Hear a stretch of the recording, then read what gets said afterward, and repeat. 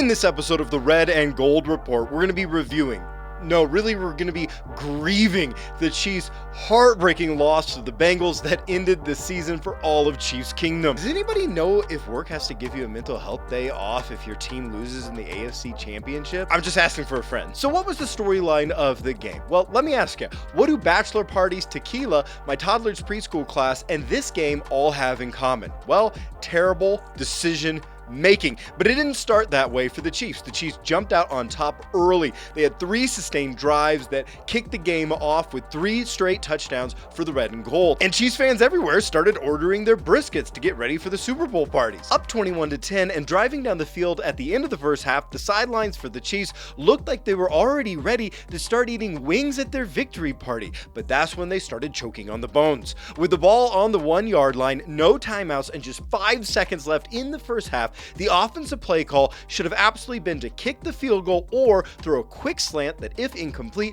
would have still given the team time to kick a field goal. Instead, the play call was to throw the ball behind the line of scrimmage. The ensuing tackle and expiring time left the Chiefs without a single point to show for the great drive. This gave the Bengals their first glimmer of confidence in the game, and for the Chiefs' momentum, it felt like taking a BB gun to a balloon. It was quickly deflating. It was just plain a terrible coaching decision. And with the momentum loss, the second half of the game careened out of control. After starting the game with 3 straight touchdown drives, the Chiefs ran dry over the next 6 of 6 drives, and then they didn't score another touchdown the entire rest of the game. There was a bad decision where Mahomes forced a screen pass that ended in an interception. There was another bad decision to move away from the running game for some reason. There was another bad decision to not bring blitzes to help a struggling pass rush. So, of course, the Chiefs somehow found themselves actually down 24-21 with 6 minutes left in the fourth quarter. The Chiefs got the ball back and actually started driving down the field again. And man, I got my hopes up. But then a case of the bad decisions struck again. With the ball on the 9-yard line, the Chiefs needed a field goal to tie it. The last thing they needed was for our quarterback to run backwards, be sacked, and fumbled the ball. But that's what happened. Luckily, the fumble was recovered, and luckily, Butker made a 44-yard field goal that should have been a chip shot. When the coin flip went the Chiefs' direction, every Chiefs fan just assumed that Magic Mahomes was gonna come out, but instead it was more bad decisions. More bad play calls meant that the team inexplicably began overtime by throwing 2 straight incompletions in a row to their 4th wide receiver. Then Mahomes forced the ball deep downfield for another bad decision that ended in an interception. The game tragically concluded when Cincinnati drove to win on a field goal in overtime. And you know what? I just can't shake the feeling that somehow without that terrible decision at the end of the first half to throw the ball behind the line of scrimmage and let the time run out, well, you know what? I just get the feeling that the momentum would have carried us all the way to the Super Bowl. And hey, as we get going, if you want your weekly Chiefs news brought to you by a guy who is clearly still trying to cope with the loss, then you got to make sure to subscribe and hit the notification bell for the Red and Gold Report on YouTube, and you got to like us on Facebook. So who was the MVP of the game? Well, honestly, I'm a little too mad still to give out an MVP.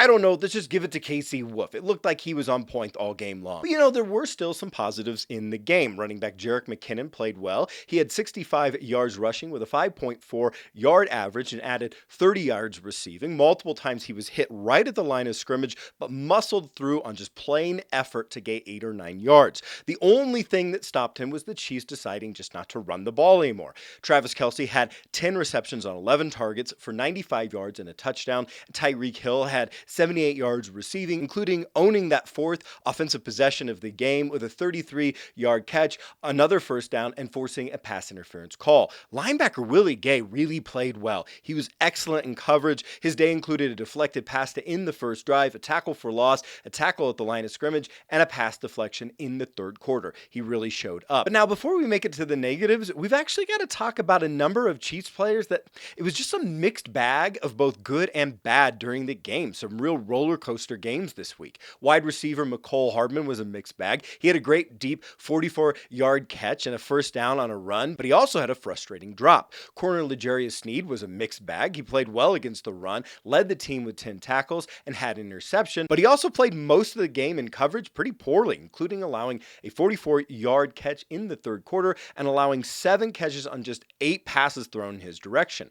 Corner Charvarius Ward also had a mixed game. He tipped away what would have been a touchdown catch in the first quarter. He got a blitz pressure, but he also had an ugly missed tackle that allowed the long touchdown catch late in the second quarter. Corner Rashad Fenton also had a mixed day. He had a costly pass interference in the third quarter. He allowed a touchdown at the end of the third quarter, and he could have easily been called for a pass interference on the previous play, although he actually did not give up very many yards for the game. Defensive end Melvin Ingram had a mixed day. He disappeared for the majority of the game, but he did have a sack and a deflected pass on back-to-back plays. And the offensive line was also kind of a mixed day for them. I mean, they actually played pretty well in pass protection, but they ended up giving up 4 sacks and a bunch of pressures. But a lot of that was just tight coverage. They were coverage sacks. In fact, on those 4 sacks, Mahomes was holding onto the ball for an average of 9 seconds. So yeah, they gave up a lot of sacks and pressures, but it kind of wasn't their fault. Well, who else just plain didn't do well? Well, we got to start with the coaches, unfortunately.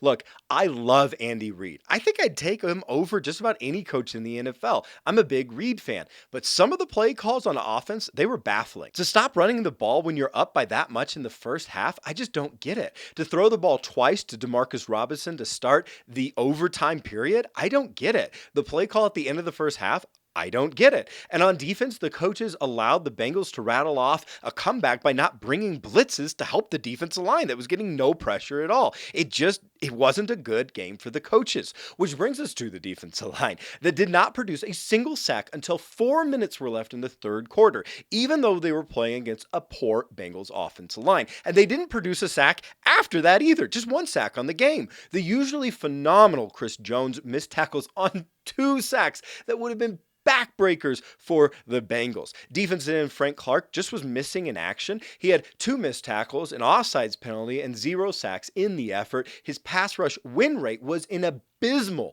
3.1%. Linebacker Anthony Hitchens played slow, including the long third quarter screen drive where he just couldn't run down the ball carrier. Safety Juan Thornhill allowed himself to get easily blocked out of the play on that long touchdown catch in the second quarter. And okay, I'm a huge Mahomes fan, right? But we have to admit, he had a bad game. Mahomes was amazing to start. He was 13 for 14 with 3 touchdowns to start the game. And in the first half, he had a 10.5-yard average per throwing attempt. That's amazing.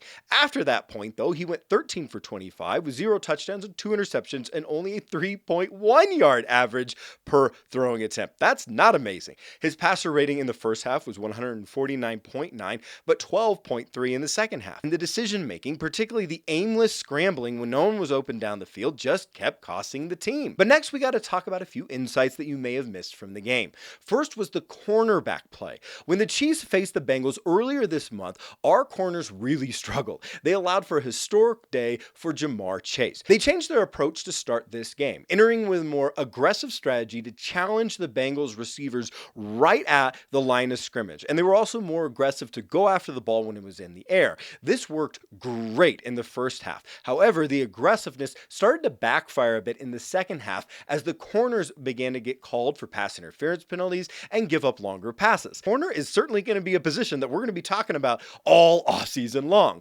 Also, we got to address the question about why in the world the Chiefs started so hot and then immediately ran ice cold. I mean, how does a team score touchdowns 3 straight drives and then none on their next 8? Well, bad decisions, yes, but it was also about giving up on the running game.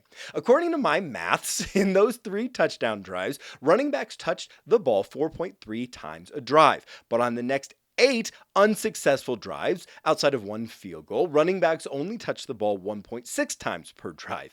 I mean, sometimes football is not rocket science. If you run the ball, the deep and intermediate throws open up the entire offense. If you refuse to run the ball, the defense can just hang back in coverage. They just don't have to crowd the line of scrimmage. They don't have to worry about the run game. So that's exactly what you saw on Sunday. Mahomes was just aimlessly running around the pocket, unable to find people open in the second half because the coaches were unwilling to call running plays to keep the defense honest. Look, the Chiefs, they averaged 5.8 yards per run. They were running the ball well, but it does not matter if you just give up on the running game. But in this, I do also need to acknowledge that the coaches did make the tough but correct decision to start McKinnon over Edwards-Helaire. But it was really frustrating to watch them be so successful handing him the ball and then just decide to stop for no reason. So with the bitter taste of this week's game in the books, let's move on to recent Chiefs news. In recent Chiefs news, with defensive tackle Kalen Saunders coming back from injured reserve and needing a roster spot, the Chiefs cut wide receiver Josh Gordon. Gordon was picked up mid-season by the Chiefs after being out of the league for a few years with off-field issues. Ultimately, the former All-Pro no longer looked the part, with several drops and only catching 5 catches on 14 targets during the season. His release became inevitable, but he did make it to the practice squad. In I hate to say I was right news, the Chiefs have cut corner Damon Arnette only after having him signed for 9 days.